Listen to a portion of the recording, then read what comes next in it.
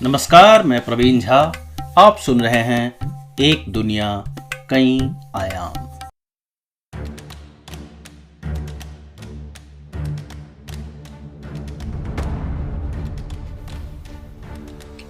किताब हाथ में लिए आदमी यह तो सोचता ही है कि इसे वाकई पढ़ी भी जाए या नहीं, पढ़कर मिलेगा क्या।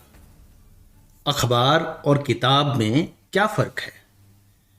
किताब से अगर कुछ ज्ञान ना मिले तो अगले दिन उसकी जगह वही होगी जो अखबार की थी। यह किताब का एक सतही आकलन है कि आपने एक प्लेटफॉर्म से कोई लुगदी किताब उठाई है जो दूसरे प्लेटफॉर्म के व्हीलर को कुछ रुपए छोड़कर वापस कर देंगे, या फिर ऐसी किताब उठाई है जिसे आप वक्त लेकर पढ़ेंगे, चिंतन करेंगे। एक विचारक ने कहा है, कुछ किताबों को चखा जाता है, कुछ निगली जाती है, कुछ चबा चबा कर खाई जाती है। तो किताब हाथ में लेकर उसके पृष्ठ संख्या देखते हुए, भूमिका पढ़कर या अध्याय सूची देखकर एक आकलन तो किया जा सकता है। कई लोग एक सरसरी नजर में पूरी किताब से एक बार पहले गुजरते हैं। उन लोगों में मैं भी हूं, लेकिन यह जरूरी ही है ऐसा नहीं। एक सतही आकलन करना गलत भी हो सकता है जब आप किताब को लेखक की पहचान की वजह से, खराब पन्नों की वजह से या कुछ हिस्सों की वजह से खारिज कर दें और किताब असल में अच्छी निकले। अकादमिक किताबों में यह सतही आकलन कर लेना तो अच्छा रहता है, लेकिन अज्ञेय की पुस्तक का क्या सतही आकलन होगा? क्या सूंघना, क्या चखना? यहां तो सीधे चबाना या पचाना शुरू किया जा सकता है। अपनी किताबों के खाने या अलमारी पर एक नजर डालकर आप यह देखिए कि आपको कितने किताबों की पंक्तियां या उसके संदर्भ या उसकी कहानियां स्मरण है। अगर नहीं है तो वो बस सूंघ के या चख कर रख दी गई, चबा चबा कर खाई या पचाई नहीं गई। या तो पढ़ने का तरीका ठीक नहीं था या किताब ही उस लायक नहीं थी। यह बातें जब मैं ही किसी का सर खाते हुए कह रहा था तो उसने कहा कि यार, पढ़ने का क्या तरीका, किताब उठाओ और पढ़ लो, जैसे रेडियो ऑन करो और सुनने लगो। मैंने कहा, आपकी बात ठीक है, यह इतना ही सरल है और समस्या भी यही है। पढ़ते समय हम भूल जाते हैं कि हम किताब पढ़ रहे हैं, रेडियो नहीं सुन रहे। प्रयास यही हो कि किताब की सतही रेकी के बाद उसे व्यवस्थित ढंग से पढ़ लिया जाए। कुछ लोग डेस्क पर पढ़ते हैं, कुछ बिस्तर पर पढ़ते हैं, कुछ बरामदे में, कुछ ट्रेन में, कोई बस में, कोई लेटे लेटे पढ़ता है, कोई घूमते टहलते हुए उंगलियों में किताब फंसाए हुए पढ़ता है। और सभी तरीके ठीक हैं जब तक किताब पढ़ी जा रही। अगर एक खास तरीका होता तो किताब में लिखा होता कि इस किताब को पेड़ पर उल्टा लटके ही पढ़ी जाए, अन्यथा व्यर्थ है। जैसे तंत्र मंत्र की पुस्तकों की एक पठन विधि होती है। कुछ किताबें एक ही बैठक में पढ़ी जा सकती है, कुछ के लिए हमें कई बैठक लगाने पड़ते हैं। कुछ अकादमिक किताबें या मोटे ग्रंथ को पढ़ने में 6 से 8 महीने लग जाते हैं। यह भी संभव है कि एक भाव रंजित छोटी सी कविता को पढ़ने में कई घंटे लग जाए। कोई उलझा हुआ गद्य पढ़ने में बहुत अधिक समय लग जाए। कुछ लोग एक ही पंक्ति पर लंबे समय तक चिंतन कर रहे होते हैं और कुछ किताब दर किताब तेजी से पढ़ते चले जाते हैं। अब इनमें कोई व्यवस्थित ढंग अगर निकले तो कैसे निकले? व्यवस्थित अध्ययन की 4 श्रेणियां मॉर्टिमर एडलर ने अपनी पुस्तक how to read a book में बताई है। मैंने उस 4 श्रेणी को 5 श्रेणी कर दिया है। पहली श्रेणी है प्राथमिक पाठ यानी एलिमेंट्री रीड। दूसरी श्रेणी है निरीक्षण पाठ यानी इंस्पेक्शनल रीड। तीसरी विश्लेषक पाठ यानी एनालिटिकल रीड। चौथी, तुलनात्मक पाठ, जिसे सिंटॉपिकल या कंपैरेटिव रीड कहते हैं। और पांचवी, सबसे ऊपर की सीढ़ी जो है वो है आलोचनात्मक पाठ यानी क्रिटिकल रीड। प्राथमिक पाठ यानी एलिमेंट्री रीड, इसका क्या मतलब है? यह एक मूलभूत स्कूली तरीका है जो लगभग पूरे विश्व में एक जैसा है। हम किताब का शीर्षक पहले पढ़ते हैं, उसका आवरण देखते हैं, अगले पृष्ठ पर प्रकाशक के नाम इत्यादि पढ़ते हैं, उसके बाद भूमिका पढ़ते हैं और अध्याय सूची तक जाते हैं। यहाँ लेखक परिचय हो सकता है या प्रकाशक ने किताब के विषय में कुछ लिखा हो, ऐसा हो सकता है। तो उस तरह से जो पढ़ते हैं उसको हम लोग एलिमेंट्री रीड कहते हैं। यह प्राथमिक पद्धति बताने की जरूरत इसलिए पड़ी क्योंकि हम अक्सर भूल जाते हैं और सीधे पुस्तक के मुख्य भाग तक पहुंच जाते हैं। यानी हम शीर्षक, प्रकाशक का नाम, भूमिका, ये सब नहीं पढ़ते। लेकिन अगर आप एक एलिमेंट्री रीड या प्राथमिक पाठ कर रहे हैं तो आपको इस सिस्टमैटिकली पढ़ना पड़ेगा।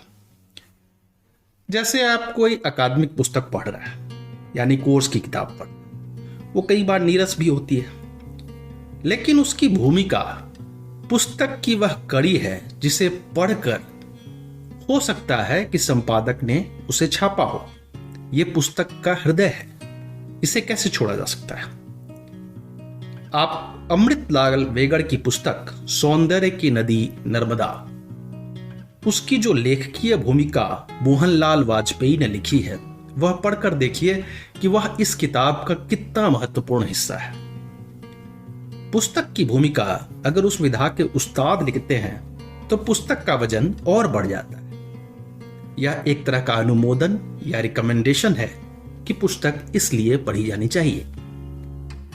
अज्ञेय ने नदी के द्वीप पुस्तक में भूमिका नहीं लिखी और इस बात की आलोचना भी की कि कई लेखक कृति से लंबी भूमिका लिख देते हैं। लेकिन यह बात कहते हुए भी अज्ञेय ने यह विस्तार से लिखा है कि नदी के द्वीप क्यों लिखी गई। तो पहली जो पढ़ाई है हमारी, वो भूमिका से होते हुए पूरे किताब को पेज बाय पेज पढ़ जाना है। निरीक्षण पाठ या इंस्पेक्शनल रीड जिसको कहते हैं, ये एक तरह की सतही रेकी है जिसकी चर्चा मैं कर चुका हूं। उससे अगले स्टेप पे बढ़ते हैं। एनालिटिकल रीड यानी विश्लेषक पद्धति क्या है? विश्लेषक पद्धति का मतलब है कि आप किताब सिर्फ पढ़ नहीं रहे, उसका एक विश्लेषण कर रहे हैं। आप पहले किताब का विषय समझते हैं, फिर उसकी संरचना को मन में बिठाते हैं और फिर यह निर्धारित करते हैं कि लेखक कहना क्या चाहते हैं। लेकिन यह सब पढ़ते पढ़ते कैसे होगी? कुछ लोग नोट्स बना रहे होते हैं, कुछ अंडरलाइन करते हैं, कुछ उस पृष्ठ पर चिप्पी लगा देते हैं जो महत्वपूर्ण है। एडगर एलन पो इस बात के पक्षधर थे कि किताब को मार्क किया जाना चाहिए और यही पुस्तक और लेखक का सर्वोच्च सम्मान है। लेकिन अधिकतर लोग एक शौकिया उठाई किताब में अंडरलाइन या मार्किंग नहीं करते, वे दिमागी विश्लेषण करते हैं। दिमाग में ही वे रेखांकित करते हैं, दिमाग में ही वे नोट्स बना रहे होते हैं। और हमारा ध्येय भी ये मार्क करना या नोट्स बनाना नहीं है, हमारा ध्येय दिमाग में इस प्रोसेस को लाना है। जब आप पुस्तक का अवलोकन नहीं करें, सिंहावलोकन करें। जैसे सिंह जंगल से गुजरता है तो वो एक बार पीछे मुड़कर देखता है, एक बार दाएं मुड़कर देखता है, एक बार बाएं मुड़कर देखता है। उसी तरह से किताब को पढ़ते हुए आप देखें कि कोई भाव या कोई संदर्भ आपसे छूट तो नहीं जा रहा। आगे की बात से पहले यह याद करें कि हमने किताब पढ़ना कहां सीखा।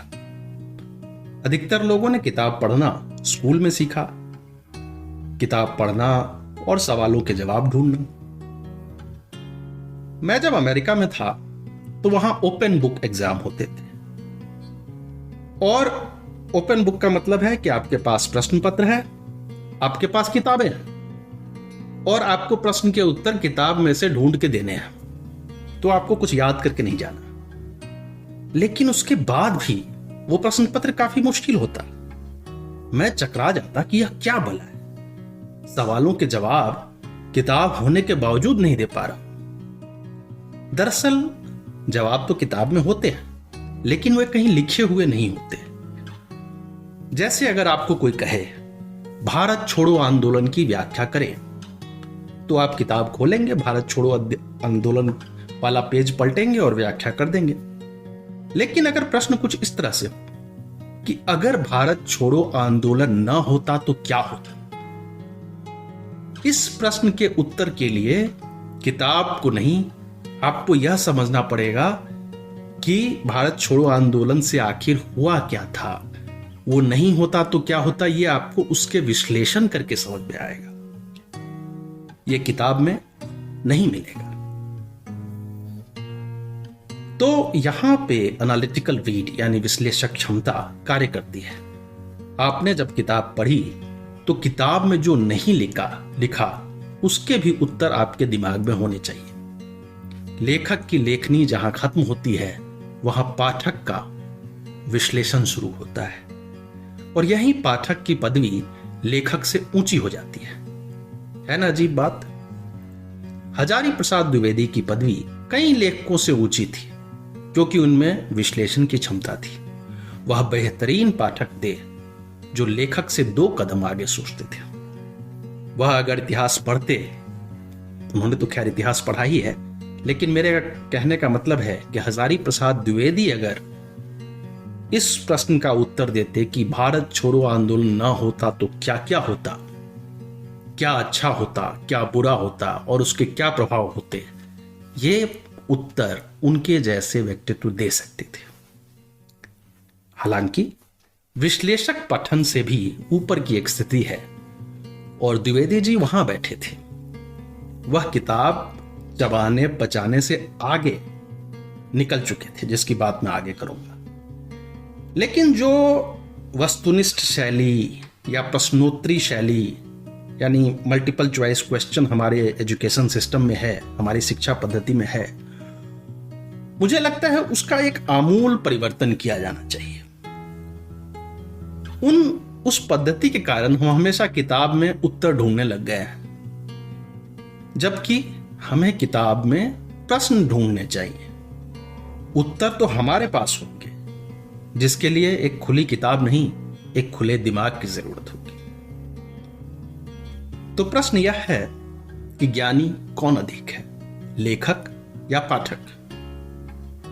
अगर लिखने और पढ़ने की गति का साधारण गणित भी लगाएं, तो जितने समय में एक मुकम्मल किताब लिखी जाएगी, छापी जाएगी, उतने में तो सैकड़ों किताबें पढ़ ली जाएगी। इस नजरिए से लेखक ज्ञान के तराजू पर घाटे में नजर आता है। लेकिन मामला इतना सुलझा हुआ नहीं है, और यहीं किताब पढ़ने की आखिरी सीढ़ी आती है, जहां पाठक और लेखक में एक वैचारिक मल्ल युद्ध होता है, शास्त्रार्थ होता है कि किसका पलड़ा भारी है। इसे तुलनात्मक अध्ययन कहा जाता है, जब पाठक लेखन की मीन मेख और कमजोरियां ढूंढता है, 4 किताबों से तुलना करता है। वह चाहे तो लेखन को सिरे से नकार दे कि उसकी नींव ही खोखली है, या यूं कहे कि लेखक के शिल्प में कुछ कमजोरियां हैं, लेखक के पूर्वाग्रह हैं, लेखक का ज्ञान भटका हुआ है, लेखक के तर्क असंगत हैं, लेखक का विश्लेषण अपूर्ण है। मेरी अपनी किताबों में ही इस तरह के विश्लेषण लोगों ने किए हैं, क्योंकि वो कई किताबें पढ़ चुके थे जहां मेरी किताब उनको कमजोर नजर आई। तो ये सभी बिंदु आलोचना के दायरे में है, लेकिन वास्तव में यह स्थापित धारणाओं, सिद्धांतों और उस विषय के अन्य लेखन से तुलना है। यह वही पाठक कर सकता है जो ज्ञानी हो, जो बहुत पढ़ चुका हो, जो अपनी पहली किताब पढ़ रहा हो। उसके पास तो कोई संदर्भ बिंदु नहीं है, उसे तो लेखक अपने शब्द जाल से धोबिया पाठ दे देगा।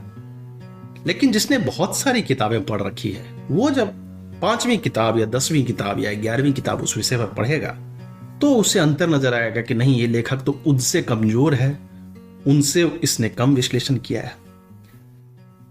विश्लेषण अगर आप बुद्धि से कर भी लेंगे तो तुलना कैसे करेंगे?